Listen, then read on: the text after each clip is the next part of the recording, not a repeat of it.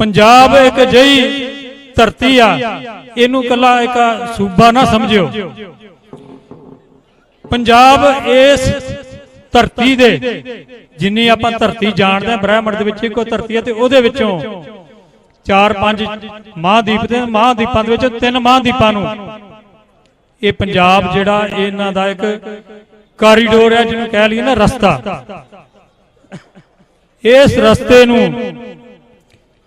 इस जरगेज धरती दे उत्ते जुल्म करन लई अज तो नहीं सदियां तो चल रहा, पर इत्थे गुरु नानक देव साहब जी जदों अवतार धारण करके आए ने, ते जदों गुरु साहब ने खालसा प्रगट किया गुरु गोबिंद सिंह साहब जी ने, ते जिहड़ी सदियां तो इस धरती दे उत्ते जुल्म हो रहा ही उन्होंने रोकिया, ते हुकूमत दा जबर बाबर दे रूप विच भी आया, जहांगीर दे रूप विच भी आया, औरंगजेब दी आया, ते उहदे तो बाधा होण तक तुरिया आया, पर इस धरती के बशिंदियां ने इन्हूं रोकिया।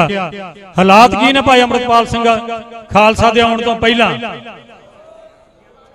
वो हालात ये ने कि पंजाब दे विच एक नौजवानों नूं खत्म करने वास्ते नौजवानी नूं इत्थों दी नशियां दा एक पहला कहा जाता है दरिया वगदा पंजाब दे विच शराब दे रूप विच उन्होंने ठल पई, नवा रूप बदलिया सरकारां ने, ते पंजाब दे विच घर घर जिहड़ा ही वो नशे दी बहुतात हो गई।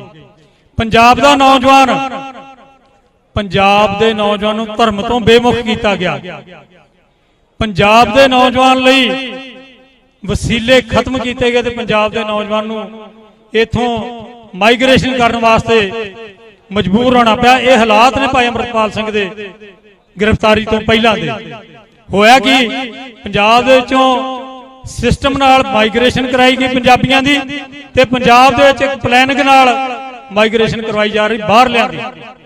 ये सारियां चीज़ां दा महसूस करदे होया इन्हां चीज़ां दा हल कड्ढण वास्ते जिथे लंबे समय तो पंजाब नाल होए धक्किआं दा नौजवानों ने विरोध किया सी, ते ਉਹਦੇ वास्ते जिम्मेवार बुच्चड़ ते दूसरे जालम लोगों को मार रहा सी, वो अज भी जेलों में बंद ने। पर ਉਹਦੇ ਤੋਂ ਬਾਅਦ भी सरकार अपनी चालों तो पिछे नहीं हटी, पर उन्हां चीज़ों को रोकण वास्ते जिहड़ा सी भाई अमृतपाल सिंह ने सब तो पहला अमृत संचार की लहर शुरू करके ते उन्हें जिहड़ा ही नौजवानों को धर्म तो बेमुख हुंदिआं नूं वापस मोड़िया। नशे विच बह रहे नौजवानों को ते उन्हां मावां नूं जिन्हां नूं रोज संताप झलना पैंदा सी, पंजाब दे विच गिणती करके विरोध अखबारां च आउंदा कि किन्ने ओवरडोज नाल चढ़ाई कर गए। कोई सरकार नाल लड़ाई नहीं, कोई झगड़ा नहीं, कोई मुकाबला नहीं, कोई सरकार दा खर्चा नहीं, घर वेच के उजड़न रहे सी। वो मावां रोईयां, नशे दी ठल पाई। वो हालात सी भाई अमृतपाल सिंह दी गिरफ्तारी क्यों हुई। इन्हां सारे हालातां दे उत्ते जिहड़ी आ मेरी अज दी जिहड़ी सब तो वड्डी जिम्मेवारी इस इकट्ठ दी जिहड़ी आ मेरे जिम्मे लाई गई, क्योंकि इहदे पिछे जिहड़ा मैं पिछोकड़ कीता तुहाडे नाल साझा, उहदे ते सरकार ने एक्शन लैंदिआं आ नवें सिरों 1 साल दा अज समा हो चलिआ।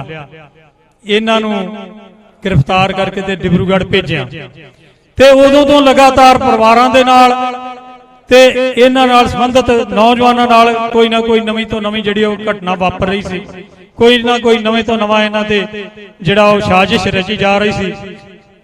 वो साजिश का सिखर सरकार ने किया। उन्होंने पंजाब दे कोई खराब हालात नहीं है, कोई सिक्योरिटी थ्रैट नहीं हैगी, पर NSA लाई ते अज दा पंथक इकट्ठ मता नंबर 1 राही ये महसूस करता है कि भाई अमृतपाल सिंह खालसा ते उन्हां दी गिरफ्तारी तो पहलां दे हालात इस तरह के हैं कि पंजाब के नौजवान वड्डे पद्धर ते धर्म तो बेमुख हो रहे सन। नशियां का प्रसार वड्डे पद्धर ते फैल चुका सी। सरकार दी सिख विरोधी नीतियां के खिलाफ पिछले समय में सिख जुझारू योद्धियां ने समय समय ते अजे बुचड़ां ते जालमां नूं सोधिया, परंतु अपनी सजावां पूरीआं करन दे बावजूद अज तक बंदी सिंघां नूं जेलां विचों रिहात नहीं किया गया। अजिहे हालातां दे चलदिआं 1993-94 तो बाद नौजवान भाई अमर सिंह जी वालों जवानी नूं अमृत संचार मुहिम राही जिथे धर्म नाल जोड़िया गया, उसे नशा छुड़ा के ਨੌਜਵਾਨ ਦੁਬਾਰਾ ਜਰਨੈਲ ਸਿੰਘ ਭਿੰਡਰਾਂ ਵਾਲਿਆਂ ਵੱਲੋਂ ਆਰੰਭੇ ਸੰਘਰਸ਼ ਪ੍ਰਤੀ ਜਾਗਰੂਕ ਕਰਨ ਦਾ ਕਾਰਜ ਆਰੰਭਿਆ, ਜੋ ਕਿ ਭਾਰਤੀ ਸਟੇਟ ਨੂੰ ਚੁਣੌਤੀ ਵਾਂਗ ਮਹਿਸੂਸ ਹੋਇਆ, ਜਿਸ ਕਾਰਨ ਸਰਕਾਰ ਨੇ ਭਾਈ ਸਾਹਿਬ ਤੇ ਉਹਨਾਂ ਦੇ ਸਾਥੀਆਂ ਤੇ NSA ਲਾ ਕੇ ਪੰਜਾਬ ਤੋਂ 3000 ਕਿਲੋਮੀਟਰ ਦੂਰ ਡਿਬਰੂਗੜ੍ਹ ਦੀ ਜੇਲ੍ਹ ਵਿੱਚ ਬੰਦ ਕਰ ਦਿੱਤਾ, ਜਿੱਥੇ ਭਾਈ ਗੁਰਮੀਤ ਸਿੰਘ, ਗੁਰਪ੍ਰੀਤ ਸਿੰਘ ਸਮੇਤ ਕਾਫੀ ਹੋਰ ਸਾਥੀ ਜਿਹੜੇ ਭਾਈ ਸਾਹਿਬ ਦੇ ਉਹ ਅੰਮ੍ਰਿਤਸਰ ਤੇ ਕਪੂਰਥਲੇ ਸਮੇਤ ਪੰਜਾਬ ਦੀਆਂ ਵੱਖ-ਵੱਖ ਜੇਲ੍ਹਾਂ ਦੇ ਵਿੱਚ ਝੂਠੇ ਕੇਸ ਪਾ ਕੇ ਡੱਕ ਦਿੱਤੇ। ਅੱਜ ਆਏ ਪੰਥਕ ਇਕੱਠ ਪੰਜਾਬ ਦੀ ਤੇ ਸਟੇਟ ਦੀ ਸਿੱਖ ਵਿਰੋਧੀ ਨੀਤੀ ਦਾ ਵਿਰੋਧ ਕਰਦਾ ਹੈ ਤੇ ਨਿਖੇਧੀ ਕਰਦਾ ਹੈ। ਮੈਂ ਆਸ ਕਰਦਾ ਕਿ ਇਹ ਜਿਹੜਾ ਮਤਾ ਪੜਿਆ ਜਾਊਗਾ ਉਸ ਮਤੇ ਦਾ ਪਿਛੋਕੜ ਕੀ ਆ, ਮੈਂ ਥੋੜੇ ਸ਼ਬਦਾਂ 'ਚ ਇਹ, ਕਿਉਂਕਿ ਪੂਰਾ ਪਿਛੋਕੜ ਹੀ ਤਾਂ ਮੈਂ ਲੰਮਾ ਸਮਾਂ ਲਿਆ, ਮੈਂ ਥੋੜੇ ਸ਼ਬਦਾਂ ਤੋਂ ਪਿਛੋਕੜ ਪਹਿਲਾਂ ਉਜਾਗਰ ਕਰੂੰਗਾ, ਫਿਰ ਮਤਾ ਪੜੂੰਗਾ। ਜਦੋਂ ਮਤੇ ਦੀ ਸਮਾਪਤੀ ਹੁੰਦੀ ਆ, ਮੈਂ ਆਸ ਕਰਦਾ ਕਿ ਸਿੱਖ ਸੰਗਤਾਂ, ਕਿਉਂਕਿ ਅੱਜ ਬਹੁਤ ਵੱਡੀ ਗਿਣਤੀ ਦੇ ਵਿੱਚ ਤੁਸੀਂ ਆਏ ਜੇ, ਇਹਨਾਂ ਮਤਿਆਂ ਦੀ ਪ੍ਰਵਾਨਗੀ ਪੂਰੇ ਜ਼ੋਰ ਨਾਲ ਜਕਾਰਾ ਛੱਡ ਕੇ ਹੱਥ ਖੜੇ ਕਰਕੇ ਇਹਦੀ ਪ੍ਰਵਾਨਗੀ ਦੇਣਗੇ। ਅੱਜ ਦਾ ਪੰਥਕ ਇਕੱਠ ਸਟੇਟ ਦੇ ਸਿੱਖ ਵਿਰੋਧੀ ਨੀਤੀ ਦੀ ਮਤਾ ਨੰਬਰ 1 ਰਾਹੀਂ ਵਿਰੋਧਤਾ ਕਰਦਾ ਹੈ। ਸਤਿ ਸ੍ਰੀ ਅਕਾਲ।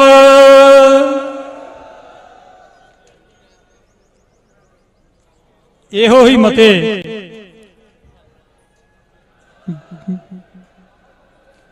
ਜਥੇਬੰਦੀ ਵੱਲੋਂ ਭਾਈ ਅਮਾਨ ਸਿੰਘ ਖਾਰਾ ਤੇ ਉਹਨਾਂ ਦੇ ਸਾਥੀ ਬੈਠੇ ਨੇ, ਉਹਨਾਂ ਨੇ ਇਹ ਮਤੇ, ਕਿਉਂਕਿ ਪਰਿਵਾਰ ਨੇ ਸਾਰੀ ਜਿਹੜੀ ਇਹ ਕਮੇਟੀ ਸ੍ਰੀ ਅਕਾਲ ਤਖਤ ਸਾਹਿਬ ਵੱਲੋਂ ਬਣਾਈ ਗਈ ਸੀ, ਸਾਰਾ ਇਹਨਾਂ ਦੇ ਵਿਚਾਰ ਕਰਕੇ ਮਤੇ ਤਿਆਰ ਕੀਤੇ, ਤੇ ਇਹ ਮਤੇ ਜਿਹੜੇ ਆ ਇਹਦੇ ਵਿੱਚ ਇਹਨਾਂ ਮਤਿਆਂ ਦੇ ਵਿੱਚ ਸਾਰਿਆਂ ਦਾ ਜਿਹੜਾ ਉਹ ਮਟੀਰੀਅਲ ਸੇਮ ਆ। ਇਸ ਕਰਕੇ ਫਿਰ ਉਹਨਾਂ ਆਖਿਆ ਵੀ ਆਪਾਂ ਮਤੇ ਤੇ ਇੱਕੋ ਜਿਹੇ ਆ, ਇਹਨਾਂ ਮਤਿਆਂ ਨੂੰ ਹੀ ਪੜ੍ਹ ਲਿਆ ਜਾਵੇ। ਆਪ ਬੈਠੇ ਨੇ ਭਾਈ ਪਰਮਜੀਤ ਸਿੰਘ ਅਕਾਲੀ, ਕਈ ਇੱਥੇ ਸਾਡੇ ਬੈਠੇ ਨੇ ਸਾਧ ਆਪਣਾ ਭਾਈ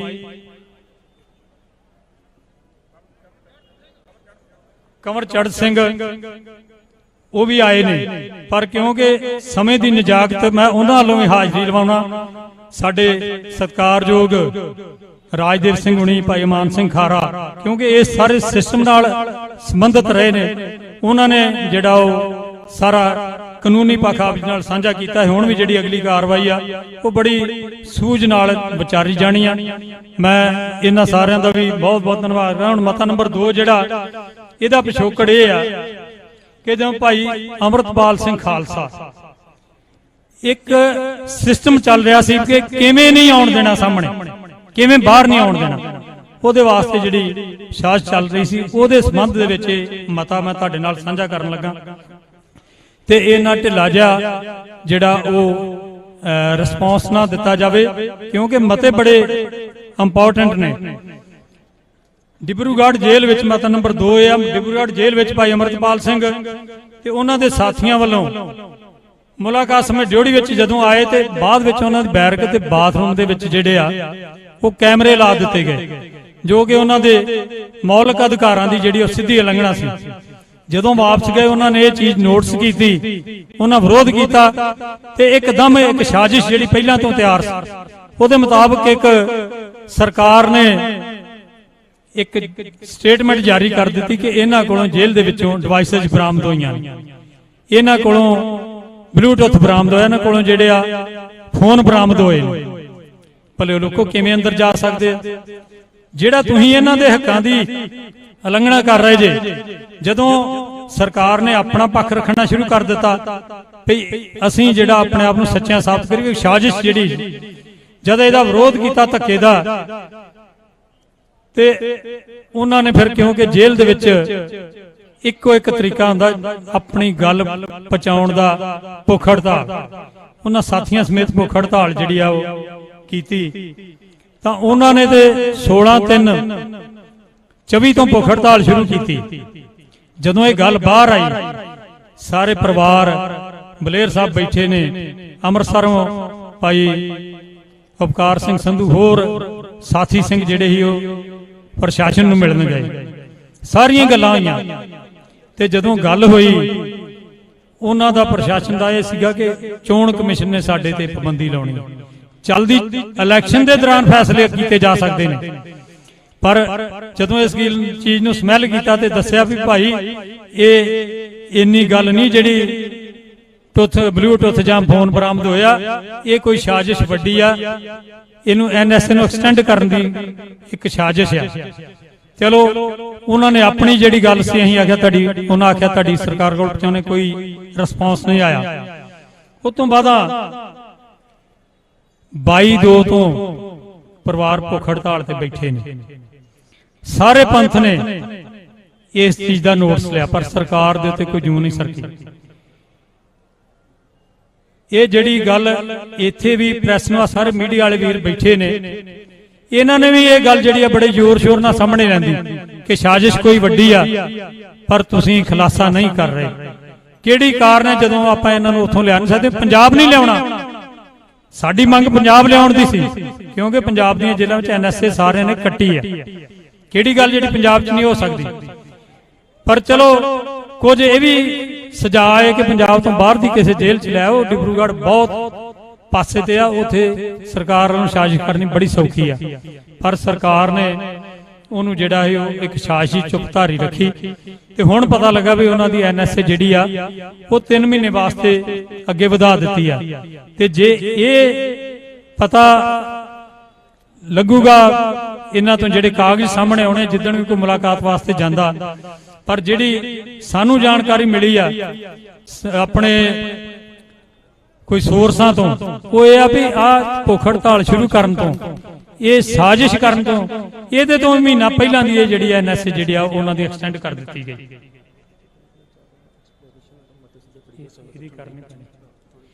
अज दा ये इकट्ठ भाई अमृतपाल सिंह नां दे उत्ते लाई NSA वधाउण दी भी जिहड़ी आ वो निंदा करदा होया ये मते नूं पास करन दी प्रवानगी दिंदा है। बोले सो निहाल। मता नंबर 3, अज दा पंथक इकट्ठ श्रोमणी गुरुद्वारा प्रबंधक कमेटी समेत समुचियां पंथ ते पंजाब हतैशी जथेबंदियां देश विदेश दियां सिख संगतां दे पुरजोर अपील करदा है कि पिछले लंबे समय तो ये मता खास तौर पर भाई अमृतपाल सिंह होना जदों ये परिवार मिलणगे उन्हां सुनेहा भेज के ये गल कही है कि कली ये गल ना करियो कि भाई अमृतपाल सोहनी उत्थे भुख हड़ताल शायद जेल तब्दीली करके बैठे आ। असी बंदी सिंघां करके ये जिहड़ा ये संताप चल रहे हैं ते चलांगे भी।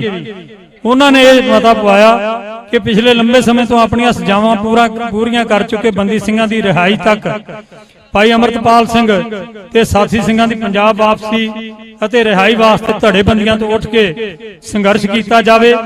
इत्थे वर्णनयोग है कि श्री गुरु नानक देव जी दे 550 साला प्रकाश गुरपुरब के समय केंद्र दी सरकार ने भाई बलवंत सिंह राजोआणा दी फांसी नूं खत्म करन ते बाकी बंदी सिंघां दी रिहाई दे वास्ते एक नोटिफिकेशन जिहड़ा जारी किया सी, पर उहदे तो एक साजिश तहत किनाराकशी की जा रही है। सो ये पंथक इकट्ठ मंग करता है कि श्री अकाल तख्त साहिब वालों बनाई 5 मैंबरी कमेटी, ये जिम्मेवारी कमेटी ते भी इस मते राहीं पाई गई है। बंदी सिंघां दी रिहाई तुरंत भाई दविंदरपाल सिंह भुल्लर दी रिहाई, जिन्ना चिर रिहाई नहीं हुंदी उन्ना चिर बंदी सिंघां दी पक्की पैरोल, भाई राजोआणा दी फांसी रखवाउण।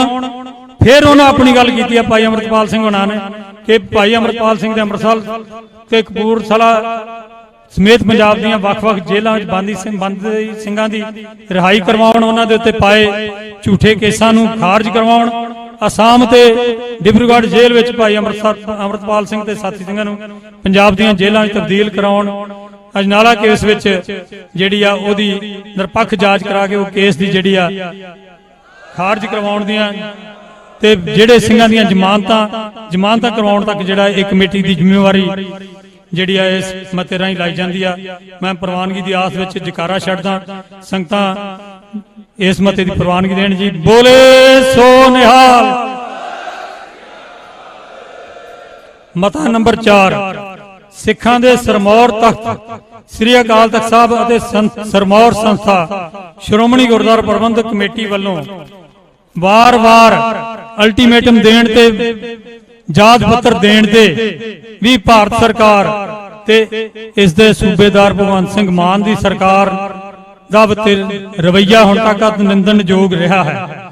ਪੰਜਾਬ ਤੇ ਭਾਰਤ ਸਰਕਾਰ ਨੇ ਇਸ ਤਰੀਕੇ ਨਾਲ ਸਿੱਖ ਸੰਸਥਾਵਾਂ ਵੱਲੋਂ ਗੱਲਬਾਤ ਕਰਨ ਦੀ ਪੇਸ਼ਕਸ਼ ਨੂੰ ਨਜ਼ਰਅੰਦਾਜ਼ ਕਰਦਿਆਂ ਇਸ ਮਸਲੇ ਦੇ ਹੱਲ ਕੱਢਣ ਨੂੰ ਸਾਜ਼ਿਸ਼ੀ ਢੰਗ ਨਾਲ ਦਰਕਿਨਾਰ ਕਰਦਿਆਂ ਇਹਨਾਂ ਸਤਿਕਾਰਯੋਗ ਸੰਸਥਾਵਾਂ ਦੇ ਅਦਬ ਨੂੰ ਹੀ ਢਾਹ ਨਹੀਂ ਲਾਈ।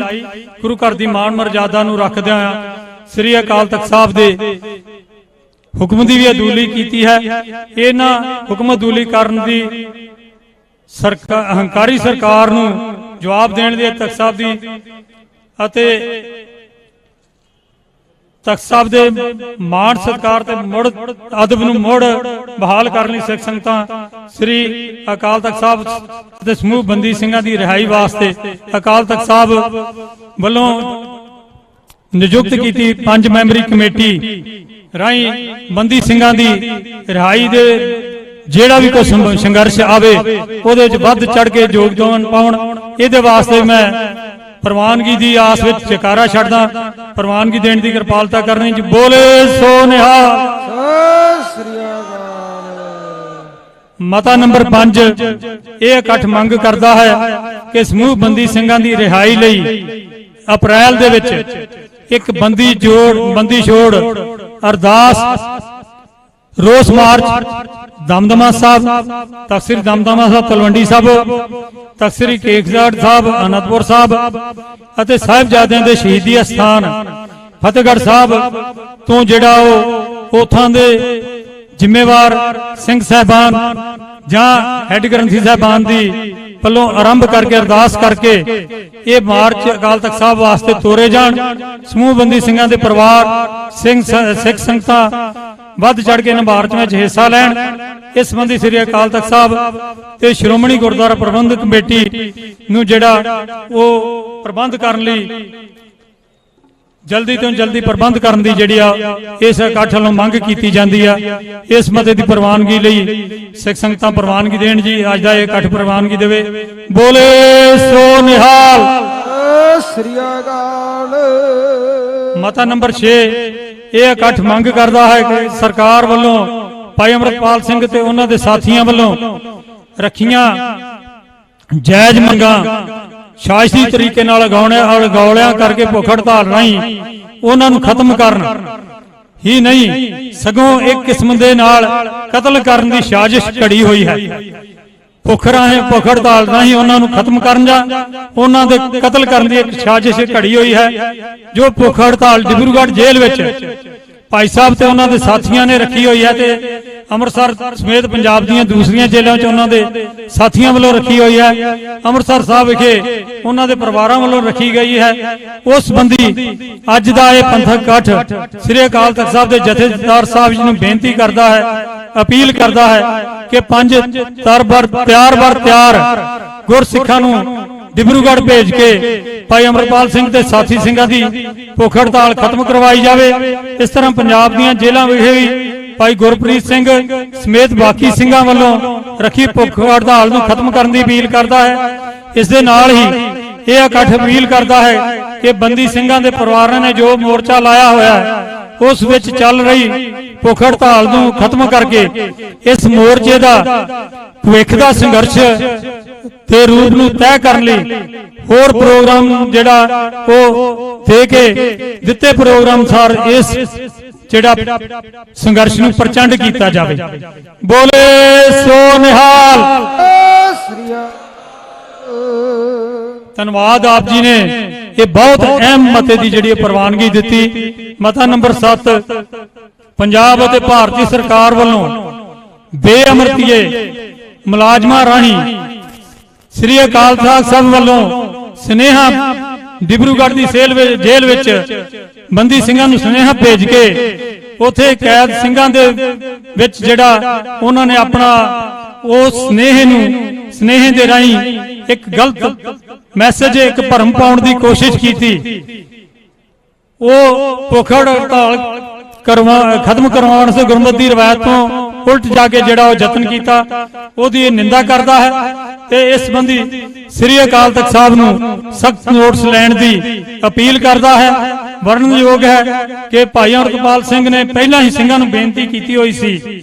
ਇਹ ਬੜੀ ਅਹਿਮ ਗੱਲ ਆ ਕਿ ਜਿਸ ਵੀ ਸਿੰਘ ਨੇ ਜੋ ਵੀ ਇਸ ਭੁੱਖ ਹੜਤਾਲ ਨੂੰ ਨਹੀਂ ਬਣਾ ਸਕਦਾ ਜਾਂ ਕਿਸੇ ਨੂੰ ਸਰਕਾਰ ਵੱਲੋਂ ਇਹ ਆਫਰ ਕੀਤੀ ਜਾਂਦੀ ਆ ਕਿ ਤੁਸੀਂ ਭਾਈ ਸਾਹਿਬ ਨਾਲ ਇਸ ਭੁੱਖ ਹੜਤਾਲ ਦੇ ਵਿੱਚ ਸ਼ਾਮਲ ਨਾ ਹੋਵੋ, ਤਾਂ ਭਾਈ ਸਾਹਿਬ ਨੇ ਇਸ ਵਾਸਤੇ ਖੁੱਲ੍ਹ ਦਿੱਤੀ ਹੋਈ ਸੀ।